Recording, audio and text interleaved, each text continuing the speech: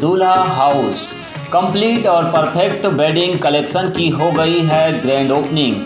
शादी ब्याह की खरीदी के लिए चले आइए अब हमारे नए प्रतिष्ठान में, जहां आपको मिलेगा कोट सूट, ब्लेज़र, शेरवानी के साथ ब्लैकबेरी कंपनी के किफ़ायती जैकेट और सूट ब्लेज़र, मान्यवर कंपनी के ब्रांडेड कुर्ता पाजामा, जैकेट, साफा मोजड़ी, dupatta, party wear, Indo western का एक से बढ़कर एक कलेक्शन।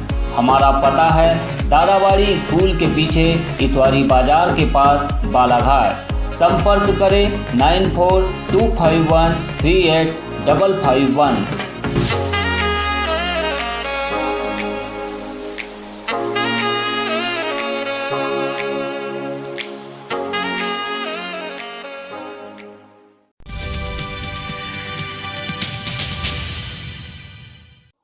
नए कोरोना वेरिएंट के सामने आने के बाद आज प्रदेश सरकार के पिछड़ा वर्ग कल्याण आयोग के अध्यक्ष गौरीशंकर बिसेन ने जिला अस्पताल के ऑक्सीजन प्लांट और एसएससीयू वार्ड का निरीक्षण किया।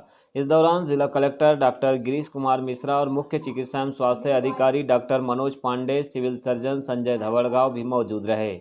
आपको बता दें कि जिला अस्पताल में 2 ऑक्सीजन प्लांट लगे हुए हैं, जो कि पिछले दिनों शुरू किए जाने के बाद से ही बंद है।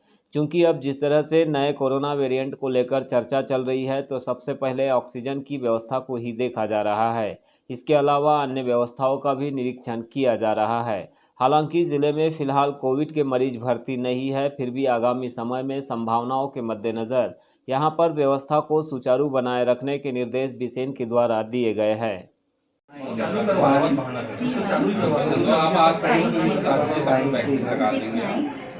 फील्ड को अपन पूरा कंप्लीट करवाता है, तो एक बार जिला भी कर लेते हैं।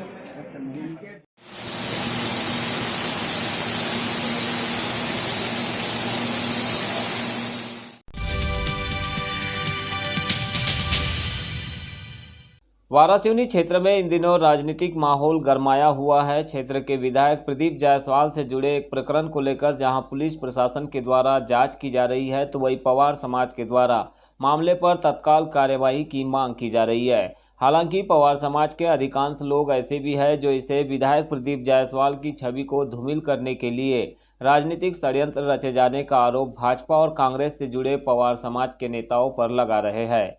1 दिसंबर को जिला पवार समाज ने पुलिस अधीक्षक अभिषेक तिवारी को ज्ञापन सौंपकर विधायक पर कार्रवाई की मांग की। वहीं दूसरी ओर पवार समाज के एक दूसरे समूह ने विधायक के समर्थन में पुलिस थाना वारासिवनी एवं पुलिस अधीक्षक को ज्ञापन सौंपा।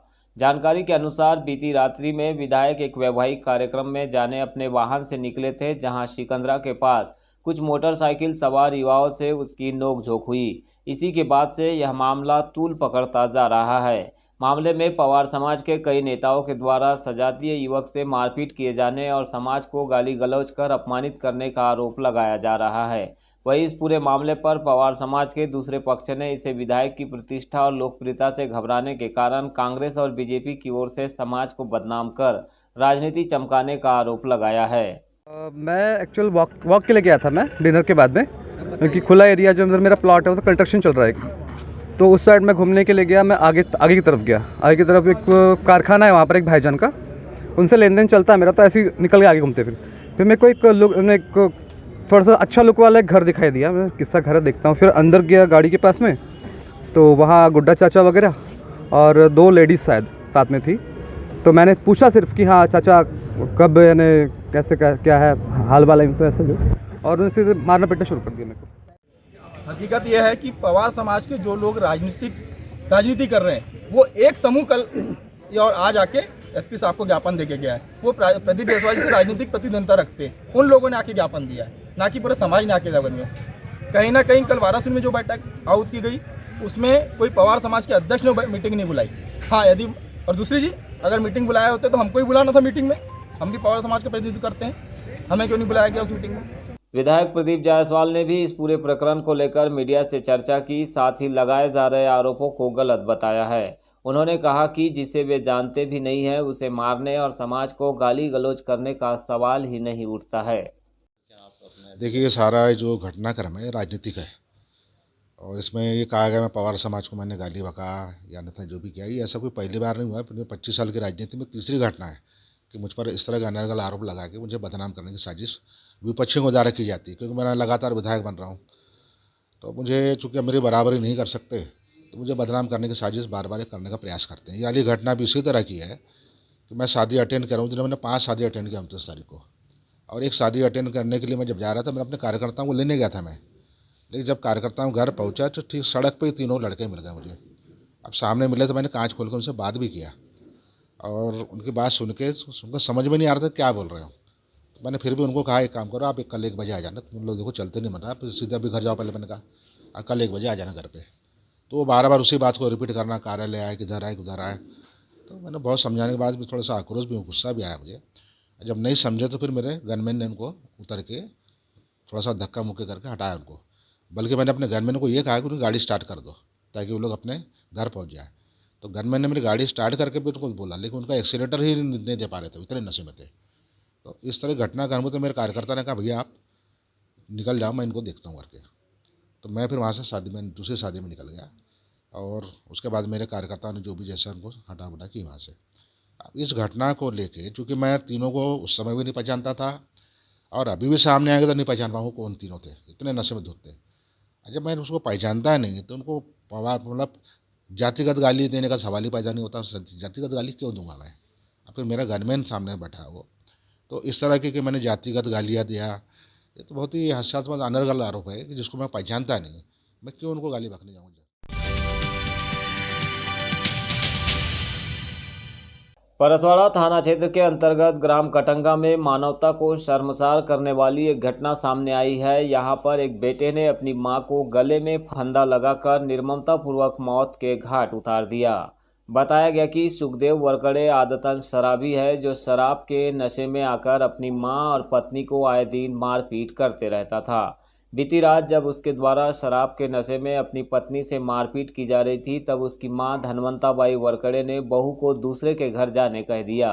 इसी बात को लेकर गुस्से से आग बबूला सुखदेव वरकड़े ने अपनी मां धनवंताबाई को गमछे से गला घोंटकर मौत के घाट उतार दिया। इतना ही नहीं, देर रात तक उसने अपनी मां के शव को घसीटकर एक सूखे कुएं में फेंक दिया और खुद घर में रात भर आराम से सोता रहा। सुबह लोगों ने धनवंता के शव को देखा और पुलिस को सूचना दी, जिस पर पुलिस ने पंचनामा कार्रवाई के उपरांत आरोपी को अभिरक्षा में लिया है।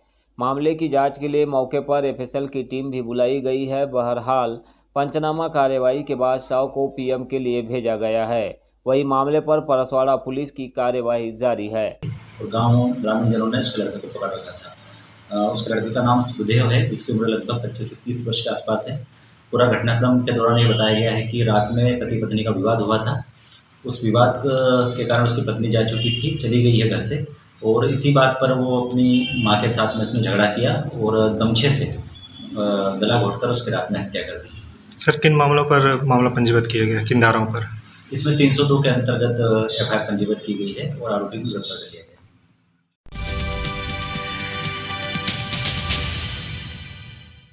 उखुआ क्षेत्र के समनापुर में मंडई के अवसर पर स्वर्गीय पुरुषोत्तम राउत की स्मृति में राउत लोकनृत्य का आयोजन प्रतियोगिता स्वरूप किया गया, जिसमें राउत नाचा के विभिन्न कलाकारों ने लोक परंपरा की शानदार प्रस्तुति दी।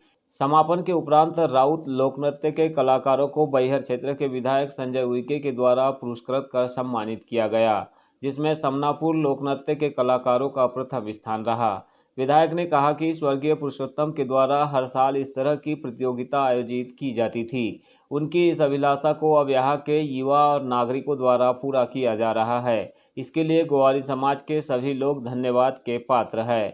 उन्होंने प्रथम पुरस्कार की राशि में अगले वर्ष से 11,000 रुपये की राशि प्रदान करने की घोषणा की। यह हमारी वर्षों पुरानी परंपरा है, इससे आने वाली पीढ़ी को हमारी संस्कृति को पहचान मिलती है। यह विचार भी विधायक संजय उइके ने यहाँ पर रखे और उनको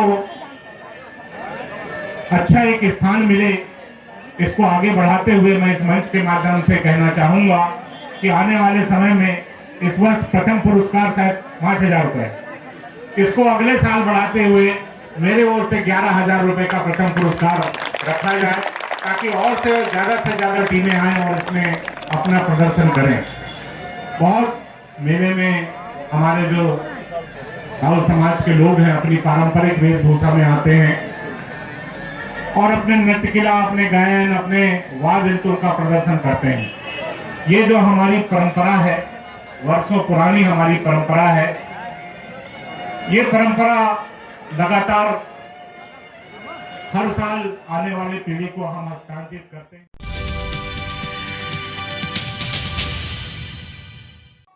और प्रबुद्ध तथागत फाउंडेशन के द्वारा बुधवार को जिला मुख्यालय से 100 किलोमीटर दूरी पर स्थित बिरसा विकासखंड के ग्राम चिखली, अमाटोला और भोंगाद्वार के आदिवासी बैगाओं को ठंड से बचाव के लिए 300 नग कंबलों का वितरण किया गया। इस मौके पर फाउंडेशन के सचिव महेंद्र मेश्राम, समाजसेवी बच्चू मलवाधवानी, समाजसेवी अनिल कुमार मोदी, पत्रकार रफी अंसारी सहित अन्य लोग मौजूद रहे। वहीं कोयतूर युवा संगठन के पदाधिकारी लाखन सिंह धुर्वे और अन्य युवाओं का भी इस कार्यक्रम में विशेष योगदान मिला।